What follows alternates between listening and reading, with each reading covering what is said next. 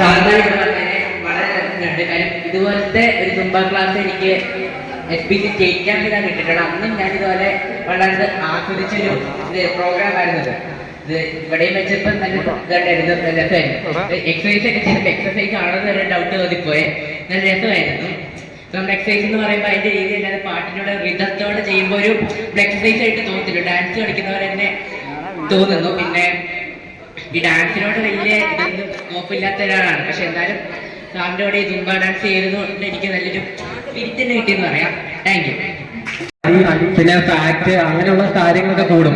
പിന്നെ നിങ്ങൾ പരമാവധി ഇപ്പൊ എക്സസൈസ് ചെയ്യാൻ ബുദ്ധിമുട്ടുള്ളവര് ഒരു 3 മിനിറ്റ് ഉള്ള പാട്ട് അല്ലെങ്കിൽ ഒരു 4 മിനിറ്റ് ഉള്ള പാട്ടൊക്കെ എടുത്തിട്ട് വീട്ടിൽ നിന്ന് കഥ കളിച്ചിട്ട് റൂമിൽ നിന്നാണെങ്കിലും ചുമ്മാ നിങ്ങൾക്ക് അറിയുന്ന സ്റ്റെപ്പോ അറിയാത്ത സ്റ്റെപ്പോ എന്ത് വേണമെങ്കിലും കാണിച്ചോ, ചുമ്മാ ചാടിയിട്ട് കുറച്ച് വേർക്കുവാണെങ്കിൽ പോലും അത് ധാരാളമാണ്.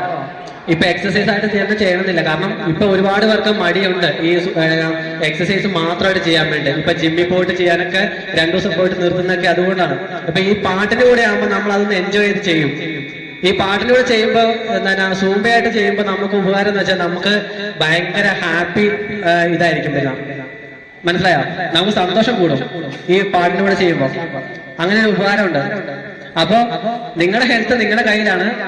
ഇത് അങ്ങോട്ട് കണ്ടിന്യൂ ചെയ്യുമോ ഇല്ലയോ എന്നുള്ള കാര്യം നിങ്ങൾ തന്നെ തീരുമാനിക്കണം. പിന്നെ ഞങ്ങളെ ഇവിടെ വിളിച്ചിട്ടുള്ള ഈ സ്കൂളിനും സംഘാടകർക്കും ഞങ്ങൾക്ക് ഹൃദയം നിറഞ്ഞ ഓണാശംസകളും നിങ്ങൾക്കും അഡ്വാൻസ് ഓണാശംസകൾ നേരുന്നു. ഓക്കെ, അപ്പൊ ഇനി വീണ്ടും നമുക്ക് അടുത്ത ക്യാമ്പിൽ കാണുന്ന പ്രതീക്ഷയോടെ പിരിയാം.